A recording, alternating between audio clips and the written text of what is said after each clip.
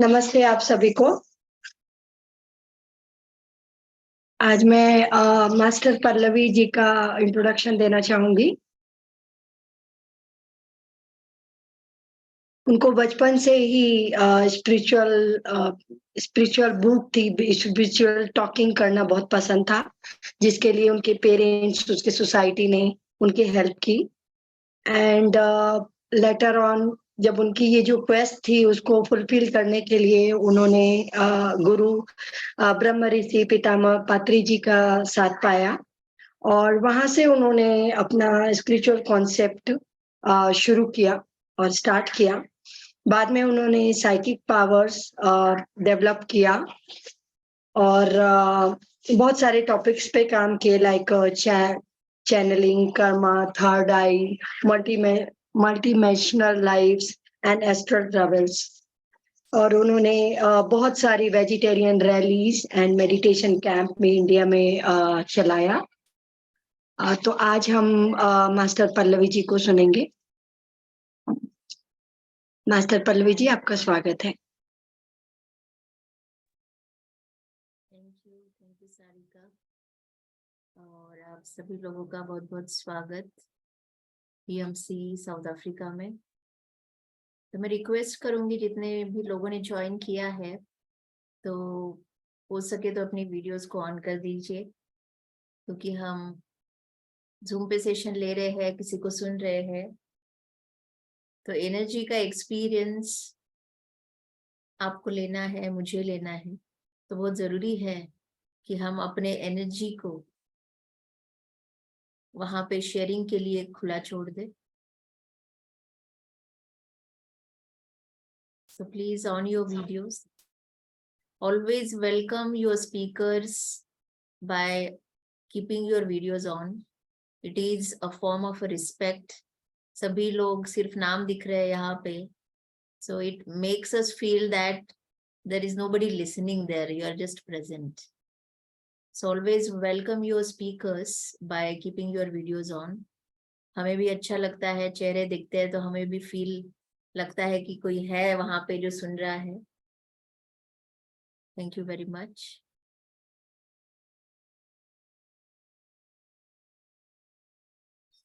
तो ज्यादा समय हम वेस्ट नहीं करेंगे, हम मेडिटेशन को शुरुआत करते हैं, फिर उसके बाद हम चर्चा करेंगे।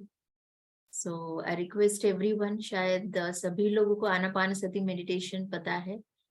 अगर कोई आज नया हो तो कृपया आप हैंड रेज कर सकते हैं, ताकि मैं फिर आपको डिटेल में प्रोसेस बताऊं।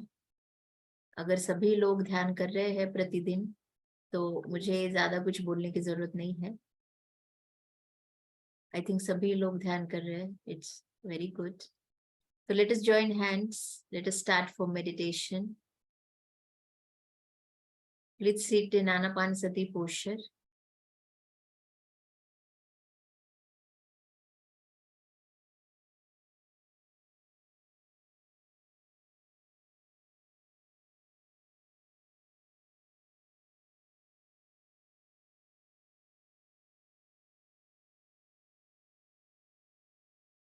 म्यूजिक के साथ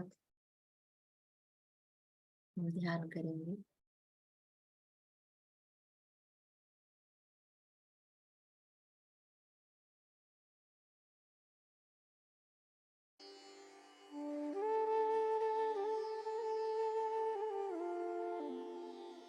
आंखें बंद, हाथों में बंद।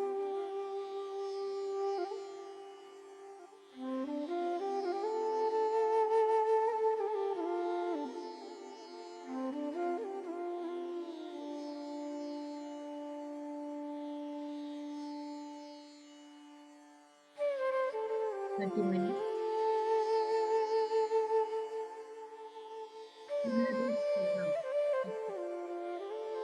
तो कुछ भी आप वैसे करते आए तो बॉडी को मन थोड़ा रेस्ट देंगे और पूरे ध्यान का अनुभव करें। सभी चीजों को मिटा दीजिए, अपने परेशानियों से थोड़ा हटकर अपने श्वास के साथ एक हो जाए।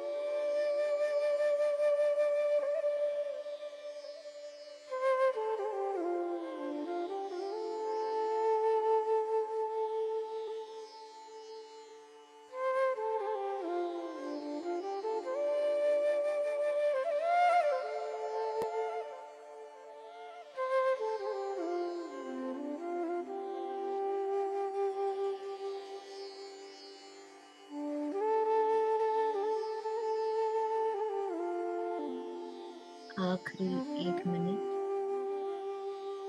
केवल अपने श्वास के साथ।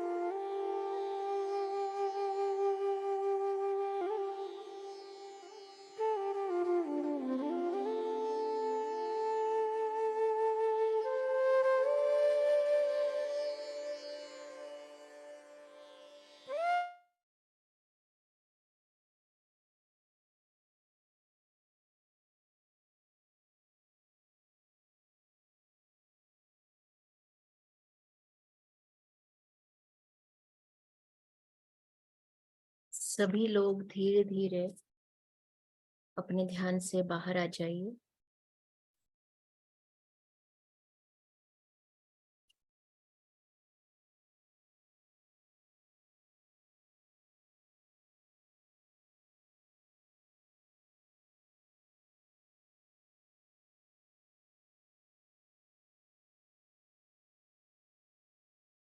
आई होप कि सभी लोग ध्यान से बाहर आ चुके होंगे। Take your own time.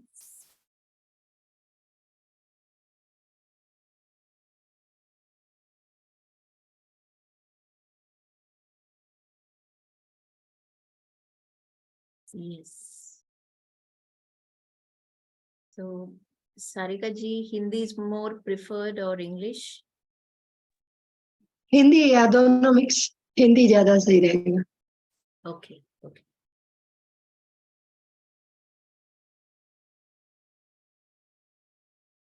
तो मैं आशा करती हूँ कि आपका ये ध्यान बहुत अच्छा गया होगा। और मैंने देखा है कि आफ्टरनून में डीप मेडिटेशन ज्यादा होता है, फॉर द रीजन कि सुबह से काफी काम करते हैं हम, तो बॉडी को जो एक रेस्ट चाहिए होती है तो वो शायद हम अच्छे से दे पाते हैं वहां पर। कई बार लोगों को लगता है कि हमने खाना खा लिया है तो थोड़ा सुस्ती सी आती है, और इसलिए भी हमें मतलब नींद में जाना अच्छा लगता है। तो बेटर है कि हम ध्यान में जाएं, क्योंकि ध्यान में गए तो कम से कम हम उस एनर्जी को गेन करेंगे। नींद में तो सिर्फ हमें बॉडी को रेस्ट मिल सकता है, माइंड को मिल सकता है, लेकिन ऊर्जा जो है वो ध्यान में सबसे अधिक हमें मिलेगी। तो ऐसे मत समझिए कि खाने के बाद आप ध्यान कर रहे हैं या पोस्ट लंच में ध्यान कर रहे हैं तो लेजीनेस की वजह से या सुस्ती की वजह से आप सोचेंगे कि मेडिटेशन डीप हो रहा है। ऐसा नहीं है। मेडिटेशन डीप इसलिए हो रहा है कि सुबह से जो भी काम किया है, सुबह से जो भी कर्म किए हैं आपने, तो कहीं पे उसको आप रेस्ट दे रहे हैं, उसको थोड़ी सी जगह बना रहे हैं अपने अंदर, जो बहुत जरूरी है मुझे लगता है। क्योंकि रात में तो हमें पता ही होता है कि हालत और खराब होती है, मेडिटेशन की और जरूरत पड़ती है। वो रीजन यही है कि पूरा दिन आप कुछ ब्रेक नहीं देते हैं ध्यान का।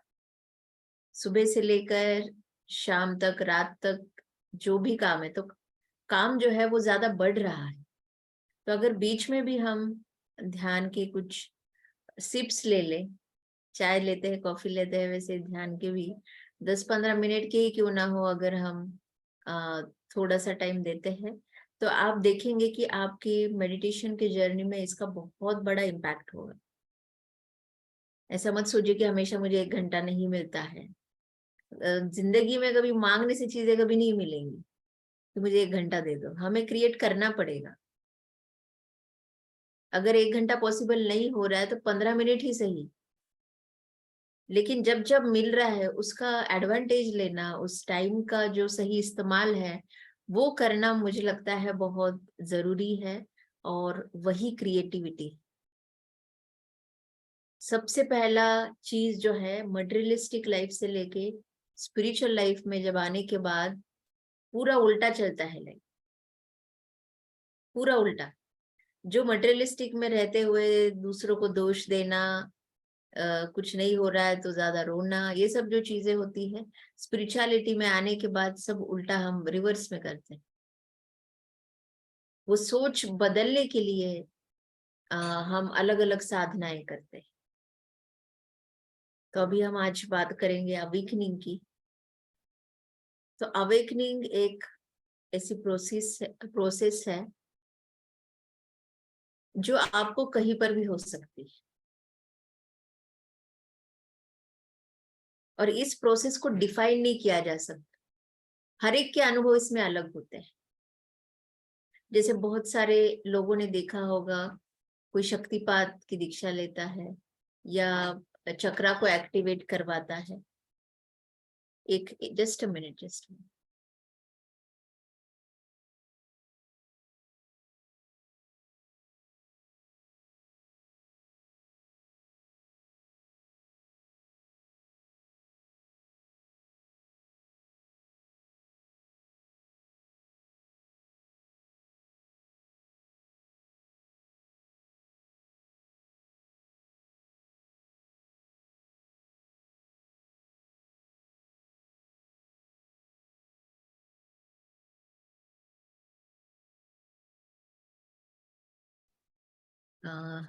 Sorry for the break. तो ये जो अवेकनिंग है ये कभी भी हो सकती है। तो सबसे पहले हमें अपने दिमाग से ये निकालना है कि इसका कोई पर्टिकुलर प्रोसेस है जो पेनफुल है। बहुत सारे लोगों को लगता है कि शायद चक्रा को एक्टिवेट होना ही अवेकनिंग है, या फिर पर्टिकुलर एक्सपीरियंस आना या कोई पेन के थ्रू जाना ही अवेकनिंग है। तो इस सभी चीजों को आज हम साइड में रखेंगे और मैं आपको क्लियरली बोल रही हूँ कि यही है, ऐसा नहीं है। ये सोशल कंडीशनिंग है अवेकनिंग को लेकर, राइट। जैसे मुझे याद है कि जब मैं छोटी थी और मार्केट में ऐसे पिक्चर्स दिखती थी, किताबें दिखती थी जहाँ पे बॉडी के पीछे 7 चक्रा है और ये सब देखने के बाद लगता था कि अरे ये क्या है, एक अट्रैक्शन रहता था कि ये चीज क्या है, ये क्या बोल रहे हैं, उस किताब में क्या बोल रहे हैं। तो मैंने एक बार अपने पापा से पूछा कि ये क्या होता है पापा, ये ऐसे ये सब किताबें क्या होती है। तो पापा बोले कि ये चक्रास होते हैं, जिनके ये एक्टिवेट होते हैं वो सुपरमैन बन जाते हैं। तो ऐसा कुछ आंसर मुझे मिला था और तब से मुझे अंदर गया वो चीज, क्योंकि आपको नहीं पता कि बच्चा किस तरीके से उसका सबकॉन्शियस ले ले। तो स्पिरिचुअली एक्चुअली वो होना होगा, लेकिन मेरे अंदर वो चाह जाग गई कि फिर तो मुझे भी ये ऐसा कुछ चाहिए, फिर तो मुझे भी चाह है कि कुछ हो ऐसा कि मैं कर पाऊं उस चीज को लेके। लेकिन उसके बाद कभी ऐसा कोई समय नहीं आया जिसको मैंने उस किताब को लिया हो या जानने की कोशिश की हो। लेकिन जब समय आता है तभी ये सब जो हमारी अपनी लाइफ की पहेलियां है वो खुलने लगती है। तो मैं अपना अवेकनिंग का एक्सपीरियंस आपसे बताऊंगी। इतना जरूर है कि जैसे कहा जाता है कि जब आप किसी दुख में होते हो तो आपको बुजुर्ग लोग बोलते होंगे कि निराश मत हो, अगर समय बुरा चल रहा है तो जरूर कुछ अच्छा होगा, कुछ अच्छे की शुरुआत होगी। किसी चीज का अंत हो रहा है तो इसका मतलब किसी अच्छी चीज की शुरुआत भी होगी। और ये साइकिल हमारे लाइफ में चलती है। तो जब भी अवेकनिंग आनी होती है या शुरू होनी होती है, वो प्रोसेस आपके अंदर स्पिरिचुअल लेवल पे, फिजिकल लेवल पे, कॉन्शियस लेवल पे जब आना होता है तो आपके भी जीवन में कुछ ऐसा होने की संभावना ज्यादा है। क्योंकि क्या होता है बहुत बार कि पानी जमा करते हैं हम कोई साधना नहीं कर रहे हैं उस समय, या फिर इतना कुछ नॉलेज नहीं है, तो जो कार्मिकली क्या होता है वो सब जमा होना ऑलरेडी शुरू हो चुका होता है और वो इतना हेवी हो जाता है हमारे ऊपर कि हम उसको उठा नहीं पाते, हम उसको समझ नहीं पाते। एक मन के स्तर पर हमें लगता है हम कहाँ फंस गए, ये कैसे हटेगा। तो बेसिकली अंदर से हम चाह रहे होते हैं कि खुद को ऐसा क्या दे ज्ञान के स्तर पर और ऊर्जा के स्तर पर कि जिससे ये पूरा हल्का हो जाए। ये भावनाएं हमें तब पता नहीं रहती है, लेकिन वो जो हैवीनेस है ये सबको पता होता है। तो वो सब हैवीनेस जो है वो सब कार्मिकली आपको एक स्तर पे लेके जाता है जहां पहुंचने के बाद ही अवेकनिंग की शुरुआत होती है। ये एक स्टेज हो गया। उसके बाद क्या होता है, तो अवेकनिंग में बहुत सारे लोगों को एकदम से, जैसे कि हम देख सकते हैं कि अगर मैं एक रूम से दूसरे रूम में जा रही हूँ तो मुझे पता है मैं जा रही हूँ। इस चीज के लिए हमें अवेयरनेस की ज्यादा जरूरत नहीं लगती, हमें समझ में आता है कि मैं इस बेडरूम से हॉल में चली गई। लेकिन और एक क्राइटेरिया ऐसा है कि बहुत सारे लोग समझते हैं कि ये एक घर एक ही है, राइट। लेकिन एक घर में ही ये जो रूम है इसके अलग अलग प्लेन्स है। तो ये घर जो है आप इसको एक अवेकनिंग की प्रोसेस लीजिएगा और उसमें जो हमारे अलग अलग रूम्स है वो हमारे अवेकनिंग के फेजेस है। अभी जैसे मैंने कहा कि कार्मिकली जो हेवीनेस हमारे ऊपर आ जाता है और हमारी लाइफ में जब शुरुआत होनी होती है, अवेकनिंग स्टार्ट होती है, तो जैसे मैं एक बेडरूम से हॉल में गई, मुझे पता है कि मैं गई, वो जो अवेयरनेस है जानने का, समझने का, वो अवेयरनेस आपको समझ आता है जब आप उस एकदम कार्मिकली ब्लॉक वाले फेज से अवेकनिंग में प्रवेश करते हैं। वो जो एनर्जी है जो आपके अंदर आ रही है, बेडरूम से लेके हॉल में जाने तक, वो जो जर्नी है, वो जो फेज है, आपको समझ आती है कि ये कुछ तो घटित हो रहा है मेरे से। ये 2 नंबर की फेज है अवेकनिंग में। मैं आपको जो डेली लाइफ में आप एक्सपीरियंस कर रहे हैं, या फिर आपके मन के स्तर को बड़े बड़े शब्द ना बताकर, मैं चाहती हूँ कि आपको अपने रोज के एक्सपीरियंस में, अपने भावनाओं के स्तर पे ये अवेकनिंग क्या है ये समझे। दूसरे फेज में जाने के बाद क्या होता है कि कुछ फील होना चालू होता है। वो जो बदलाव है, ऊर्जा का बदलाव, वो आपको समझ आने लगता है। एकदम से हमें एक प्रसन्नता का अनुभव होता है, एक अलग सी खुशी होती है। हमें नहीं पता चला कि क्या हो रहा है। हम सोचते हैं बहुत सारे दुख है जिंदगी में, लेकिन ये हो क्या रहा है वो समझ नहीं आता है। लेकिन उस ऊर्जा को आप बहुत अच्छी तरीके से फील करते हैं। कहाँ से आ रही है, क्यों आ रही है, इतना कुछ वो अवेयरनेस नहीं है, लेकिन वो भावना है एक उस ऊर्जा को पहचानने की। और वही होता है जब आप मेडिटेशन में आते हैं, उसी फेज में आप मेडिटेशन में आते हैं।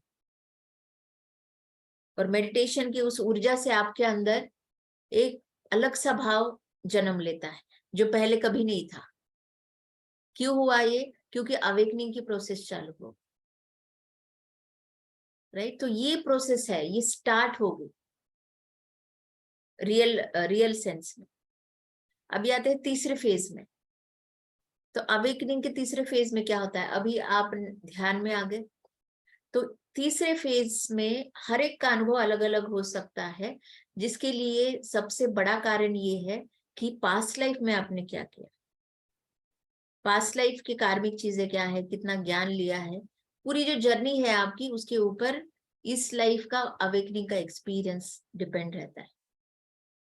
तो तीसरे फेज में बहुत सारे लोगों को हो सकता है फिजिकल लेवल पे पेन हो, या फिर अगर वो किसी फिजिकली कोई डिसीज को फेस कर रहे हो, तो हो सकता है कि उनको लगे कि वो जो तकलीफ है वो ज्यादा हो रही। या फिर जो लोग इमोशनली कुछ अपने लाइफ में फेस कर रहे हो, तो उनको ये दिखेगा कि अपने अंदर इमोशनल लेवल पे वो चीज ज्यादा बढ़ गई। या फिर बहुत सारे लोगों को फिजिकली, जैसे आप ध्यान के अनुभव देखते हैं, तो बहुत सारे लोग अपने बॉडी को घुमाएंगे अपने आप, या फिर बॉडी ना घूमे, लेकिन उनको लगेगा कि मैं, मतलब मेरी आत्मा घूम रही, मेरी एस्ट्रल बॉडी घूम रही। वो भी अवेकनिंग की प्रोसेस में जाने का तीसरा फेज। तो उसमें अभी क्या होगा, अभी तीसरे फेज में और चीजें होती। तीसरे फेज में बहुत सारे लोगों को ड्रीम्स एकदम से स्टार्ट हो जाते हैं, बहुत फास्ट स्पीड से ड्रीम्स स्टार्ट हो जाते हैं। उनको लगता है तो मैं तो पहले इतना नहीं करता था, लेकिन अभी मैं ड्रीमिंग बहुत ज्यादा फास्ट कर। फिजिकल लेवल पे बहुत सारे लोगों को तीसरे फेज में एक अलग तरीके का अवेयरनेस आएगा, अलर्टनेस आएगा, और वो देखेंगे कि जो भी आप बोल रहे हैं, कर्म कर रहे हैं, वो चलते बोलते समय आपको वहां के वहां ही समझ आ रहा है कि आप कहाँ गलत कर रहे हैं, या फिर क्या गलत हो सकता है अगर कुछ कर्म किया तो। मतलब जो सेल्फ रियलाइजेशन की स्पीड है, या फिर खुद से, मतलब आपका ही मन है जो थॉट्स क्रिएट कर रहा है, तो मन का अपने आत्मा से जुड़ने की जो स्पीड है आपकी, उसको जुड़ाने की, वो बहुत बढ़ जाती।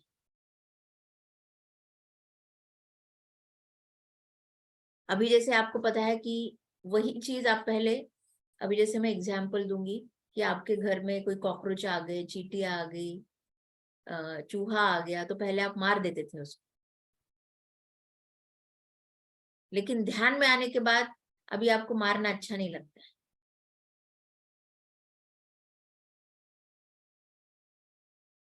लेकिन क्या होता है, कब से मार रहे हैं ना, अब इतने सालों से मार रहे हैं, तो कई बार ये हो जाता है कि आप फिर भी मतलब एज अ प्रोग्रामिंग आप करने की कोशिश कर रहे हैं, लेकिन उसी टाइम पे आपको अंदर से जो आवाज आएगी कि नहीं नहीं ये गलत है।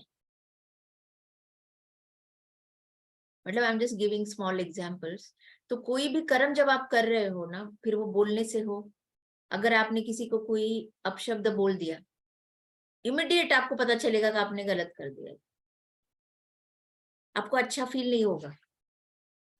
इमोशनल लेवल पे, मेंटल लेवल पे आपके अंदर कुछ अजीब सा होने लगेगा, आपको लगेगा कि अरे अब कैसे करें इसको, ये तो सही नहीं था। मतलब ये सब चीजें आपकी पर्सनालिटी में जो है वो पिकअप करना बहुत फास्ट हो जाता है। ये है अवेकनिंग का रिजल्ट। बहुत कुछ आप रिलीज करते हैं। अभी जो लोगों के डिसीजेस ज्यादा हो रहे हैं या इमोशनली जो अंदर है आपके वो बाहर आ रहा है, मतलब रिलीज हो रहा है, तो वो फेज ज्यादा होना, इसका मतलब अवेकनिंग के इस तीसरे फेज में आप जा चुके हो, जहां पे बहुत स्पीड में काम होता है। तो कई बार हमारे फिजिकल बॉडी को हमारे माइंड और सोल से अलाइन होने के लिए टाइम लगता है, इसीलिए ये फेज बहुत सारे लोगों को समझ नहीं आता और उनको लगता है कि मेरे साथ कुछ गलत हो रहा है। फिर वो अलग अलग लोगों के साथ जाके कुछ कुछ करने की, उससे सॉल्यूशन निकालने की, ऐसा ना हो मेरे साथ ये सोचने की चेष्टा करते हैं। लेकिन इसका मेन रीजन है कि आप बहुत अच्छे फेज में हो, आप अवेकनिंग के फेज में।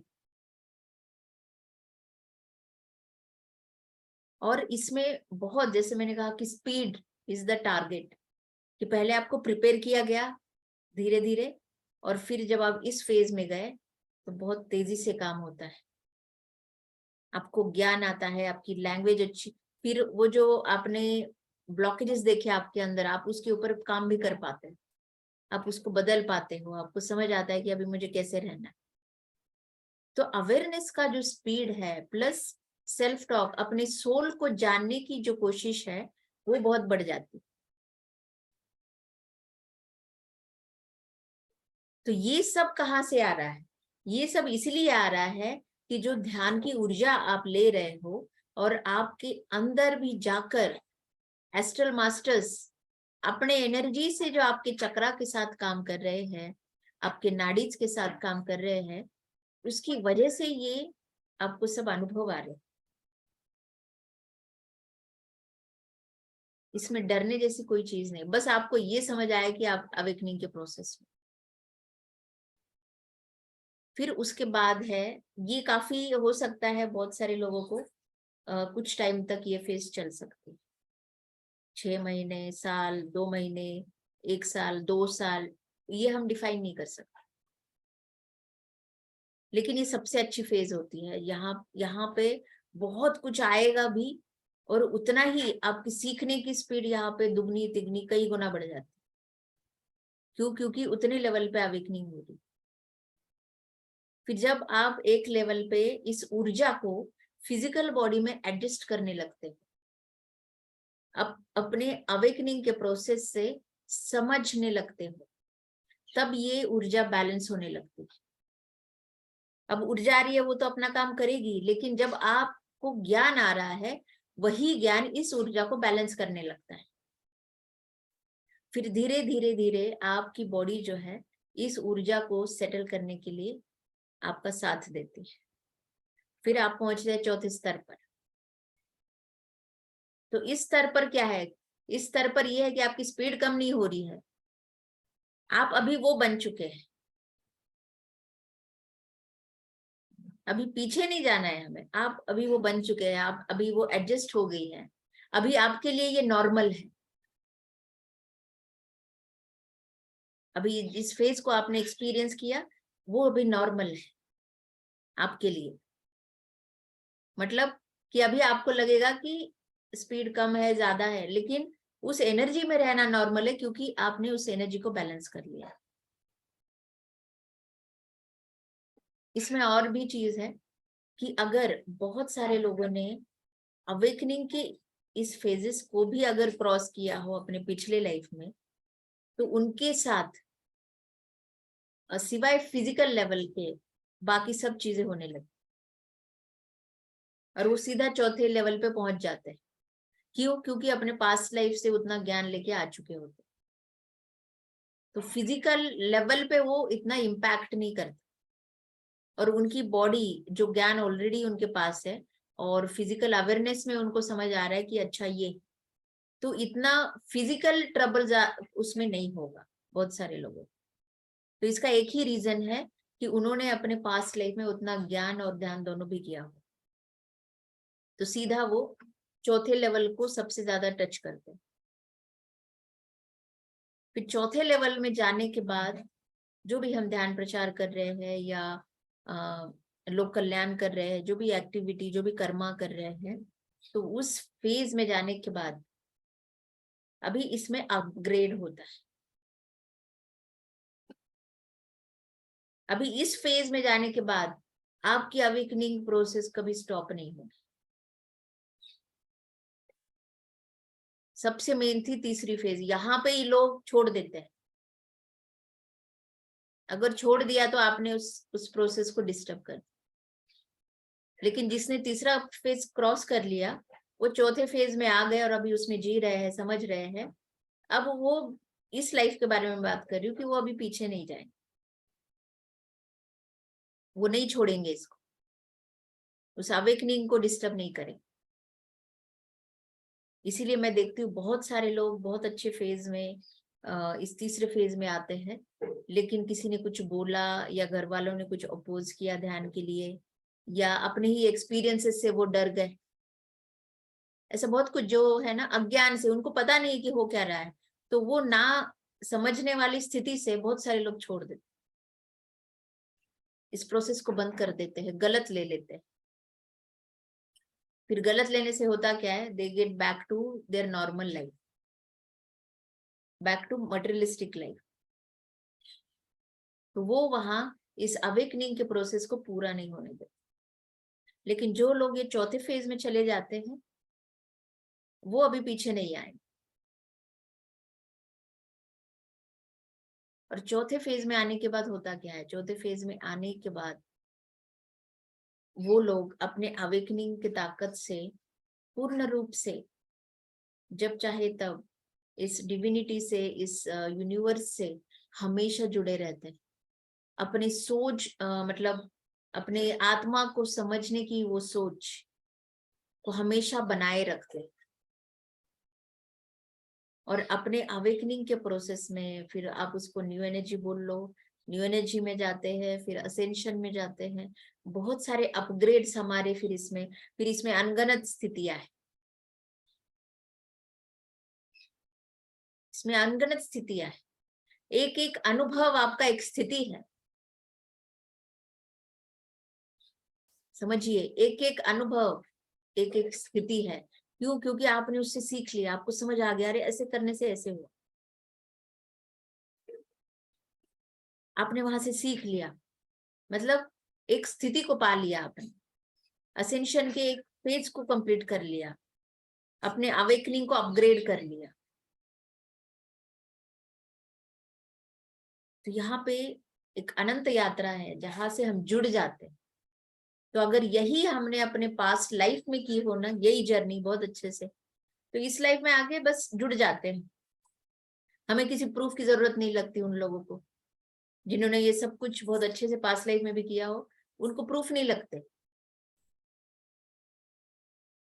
जब वो जुड़ते हैं उनको समझ आता है कि मैं तो इसके लिए आई थी, मैं तो इसके लिए देख रही थी, मैं तो ऐसे ही गुरु को ढूंढ रही थी।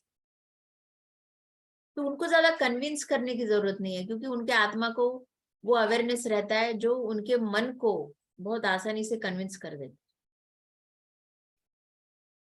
तो ये है एक process, 4 step process for awakening, ऐसे मैं बोलूंगी, समझने के लिए कि होता क्या है हमारे साथ।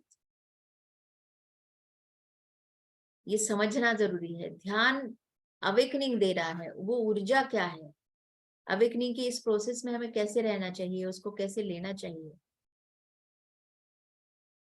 तो ये फेज हर एक साधक को आती है, लेकिन ये जरूरी नहीं है कि हर एक साधक अवेकन हो। समझ लीजिए, पॉसिबिलिटी हाईएस्ट है, हाईएस्ट पॉसिबिलिटी है, लेकिन जरूरी नहीं कि हर व्यक्ति अवेकन हो। तो आपको कैसे पता चलेगा कि who is the person who is awakened? पता चल जाता है उनके अनुभव से, उनके परसेप्शन से, उनके विचारों से, उनके तरीकों से, उनके हाव भाव से। हर एक चीज रिफ्लेक्ट करती है उनके अवेकनिंग के प्रोसेस में। जो ऊर्जा उनसे आती है, हर एक चीज, it is all about awakening process. वो इंसान अवेकन हो चुका है, उसकी हर हरकत से आपको पता चलेगा कि ये अवेकन है कि नहीं। ये साधक के स्तर से योगी बना है कि नहीं, मास्टर बना है कि नहीं। जब तक अवेकन ना हो, मास्टर नहीं बन सकते। फिर वो मेडिटेटर के स्टेट में। तो एक मेडिटेटर को सबसे ज्यादा पॉसिबिलिटी है मास्टर बनने की। इसीलिए पत्री जी ने 18 प्रिंसिपल्स को, इन सूत्रों को हमें दिया है। पत्री जी ने हमेशा कहा है, मैं लोगों को उत्तर नहीं देता, मैं सूत्र देता। और वही दिया है उन्होंने अपने पूरे लाइफ में, उन्होंने सूत्र दिए हैं। और सबसे बड़ा है कि ये 18 प्रिंसिपल्स, अगर उनको हमने अपनी जिंदगी में ढाल लिया, तब पूर्ण रूप से परफेक्ट मास्टर हम बन जाते हैं। अपने उस अवेकनिंग को इन डेप्थ समझते हैं। उसके लिए हमें किसी की प्रूफ की जरूरत नहीं है। अभी जैसे मैंने 5 साल पहले महाअवतार की किताब रिलीज की, तो उसमें मैंने नाम लिखा मास्टर पल्लवी। और इवन जब मैं मेडिटेशन में आई 18 साल पहले, तो मैंने एक ईमेल आईडी बना लिया था, masterpallavi@gmail.com। तो ये ध्यान में आने के बाद हुआ था। तो मैंने सोचा, जब किताब आई तो मैंने सोचा मुझे अपना नाम या सरनेम को फॉलो नहीं करना है। मुझे पहले से ही पसंद नहीं आता है कि सरनेम से बुलाना। किसी को अपने नाम से बुलाओ, वो उसकी आइडेंटिटी हो सकती है। फैमिली आपकी आइडेंटिटी कैसे हो सकती है? तो हमारे साइड तरीका क्या है ना, सरनेम से बुलाते। तो मैंने तो कभी अपना नाम ही नहीं सुना था किसी से। लेकिन जब मैं साउथ में गई तो साउथ में नाम से बुलाते हैं। तो वो मुझे बहुत अच्छा लगा कि अरे यहाँ पे मुझे अपने नाम से बुला रहे हैं लोग। तो इसीलिए मैंने ध्यान में आने के बाद मास्टर पल्लवी किया, और किताब में भी मास्टर पल्लवी लिखा। तो बहुत सारे लोगों के ये क्वेश्चन आ गए कि ये मास्टर आपको कहाँ से आया, आपने ये मास्टर आपके नाम के आगे क्यों लगाया। तो मेरा सिंपल सा जवाब यही था कि मुझे पता है कि मैं मास्टर हूँ। मेरे साथ ऐसे गुरु हैं जो बताते हैं कि आप मास्टर हो। तो यहाँ पे ऐसा कोई सर्टिफिकेशन नहीं दिया हुआ है हमें कि जो मुझे दिखाना पड़े कि मैंने इस यूनिवर्सिटी से या इस ऑर्गेनाइजेशन से ये करने के बाद मैं मास्टर बनी। I know that I am a master. So you don't need awakened person don't need a proof, don't need a certificate to reflect what you are. अच्छा लगा, लगा दिया, लोगों को पसंद आ रहा है। अभी लोग मूवीज में जाते हैं, सिने इंडस्ट्री में जाते हैं, अपना नाम बदलते हैं लोग, या फिर दीक्षा लेते हैं। कुछ कुछ नाम होते हैं, वो स्वामी जी बन जाते हैं। राइट? नाम बदलने का चीज क्या है? बदला कुछ नहीं है। आप जो हो, जो आपको लगता है कि आप है, वो बस आप खुद के लिए कर रहे हैं। तो ये सब चीजें हमारे पास उतना समय नहीं है, आई थिंक मैंने ज्यादा ही ले लिया है आपसे। तो इतना बोलते हुए मैं पीएमसी अफ्रीका का बहुत बहुत धन्यवाद करती हूँ। Sarika ji, thank you very much.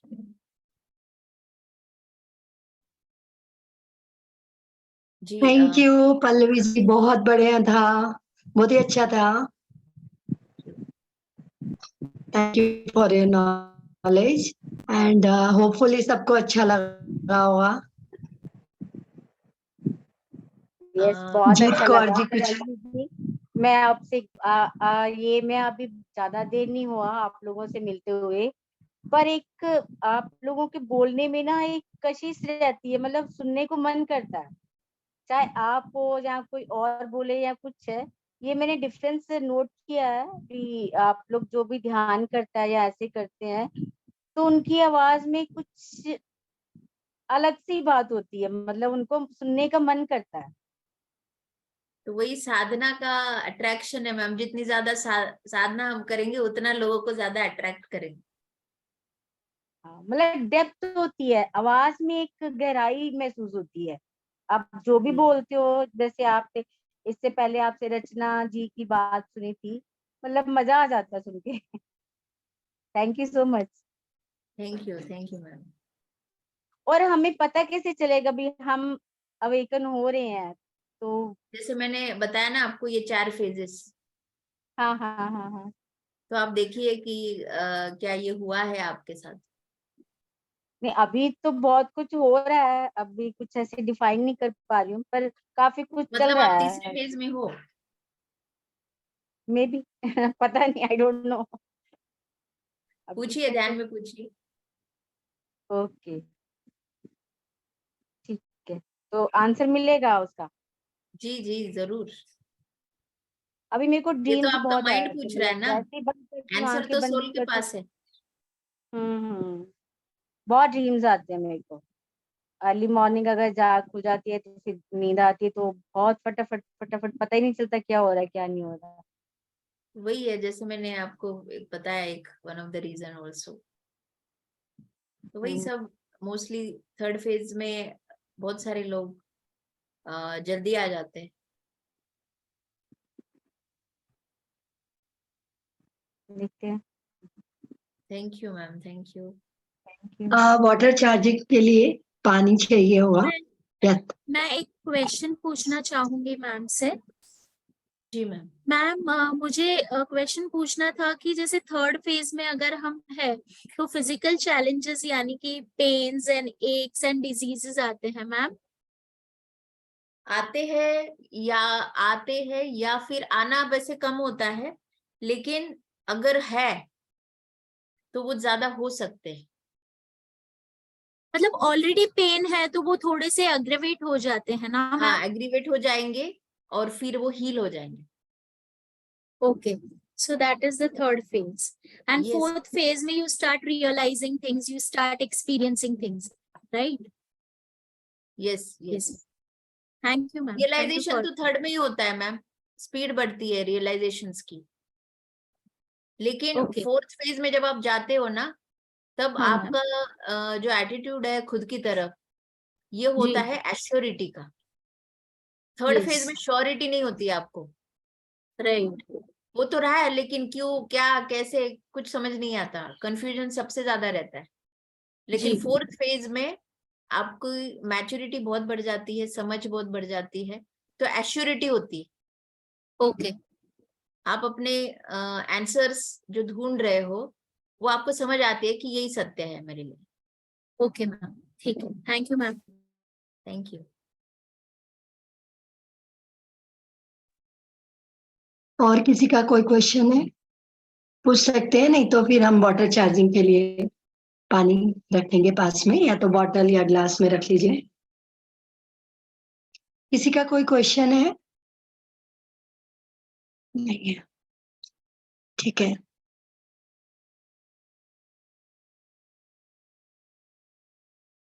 अपने पानी के ग्लास के पानी को देखेंगे या बॉटल के पानी को देखेंगे। कोशिश करिए स्ट्रेट बैठने का। ये जल मुझे और मेरे परिवार के लिए सुख, शांति, स्वास्थ्य, संपन्नता, सफलता, परिवार में प्यार तथा एकता, संतोष, खुशी, अनंतता आकर्षित करे, ऐसी कामना करती हूँ। ये जल मुझे और मेरे समस्त परिवारजनों को मानसिक शांति, बुद्धि का विकास, आध्यात्मिक उन्नति और आत्मा को ऊर्ध्वगति देने वाला बने, ऐसी कामना करती हूँ। ये जल मेरे और मेरे समस्त परिवार के जीवन में विश्व के सारे लौकिक और अलौकिक सुख को आकर्षित करे, ऐसा मैं संकल्प करती हूँ।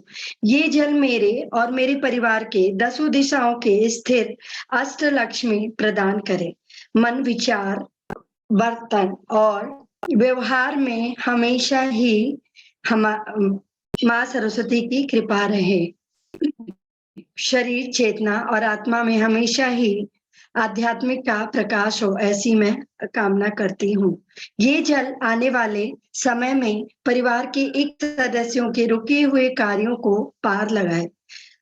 ये जल हमें आनंद प्रदान करे, ऐसा संकल्प करती हूँ। इसके अलावा आपके अगर खुद के संकल्प हैं तो आप अपने पानी के साथ रख सकते हैं। अंत में आप पानी की कुछ बूंद पीकर और थोड़ा पानी का जो भी थोड़ा सा भाग आप या तो अपने वाटर फिल्टर में डाल दीजिए या अपने परिवारजनों के लिए रख लीजिए।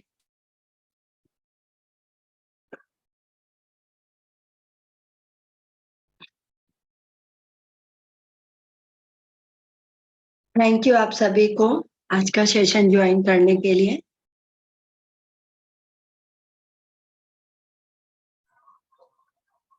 थैंक ठीक ना जी? Thank you everyone for joining the session. कल संडे है, कल हमारा सेशन नहीं रहेगा। मंडे को